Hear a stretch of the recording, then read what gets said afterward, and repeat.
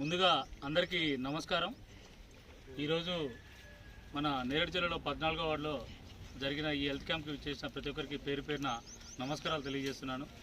ఈ కార్యక్రమానికి ముందుండి ఒక వారం నుంచి ఫాలోఅప్ చేస్తూ గెస్ట్గా వచ్చిన ముందు మన తనీష్ అన్న గారికి మనస్ఫూర్తిగా ధన్యవాదాలు తెలియజేస్తున్నాను। అదేవిధంగా ఇక్కడికి విచ్చేసిన డాక్టర్లు ప్రతి ఒక్కరికి, మన మాధవరెడ్డి గారికి, మణికంఠ గారికి, ప్రియాంక మేడం గారికి, ప్రతి ఒక్కరికి పేరు పేరున ధన్యవాదాలు తెలియజేస్తున్నాను।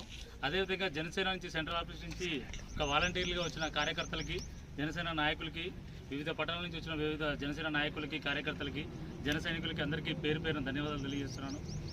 ముఖ్యంగా చెప్పాల్సిందంటే ఈరోజు ఇలాంటి కార్యక్రమాలు ఇక్కడ జరుగుతున్నదానికి ముఖ్య కారణమైన నాకు దేవుళ్ళతో సమానమైన నా 14వ వార్డు ఓటర్లందరికీ పేరు పేరున ధన్యవాదాలు తెలియజేస్తున్నాను। ఎందుకంటే మీరిచ్చిన విజయమే ఇది, మీరిచ్చే విజయం ఇవ్వబట్టే ఈరోజు ఇన్ని కార్యక్రమాలు ఇక్కడ జరుగుతూ ఉన్నాయి। ఎందుకంటే ఈ విజయము ఏముంది, ఇందాక చాలామంది అన్నారు ఇక్కడ పార్టీ లేదు కదా అది అన్నారు, కానీ దానికి ఒకటే రీజన్, ఈ విజయం పవన్ కళ్యాణ్ గారి దగ్గరికి వెళ్ళింది।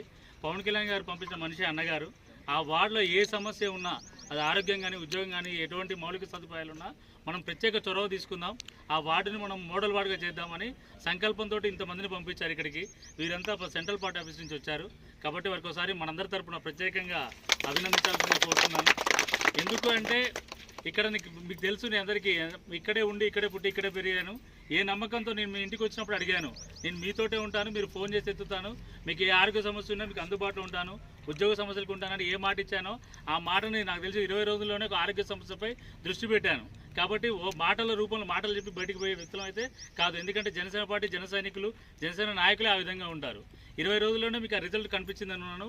20 రోజుల్లో ఒక్క ప్రోగ్రామ్తో కంప్లీట్ చేయడం ఇది।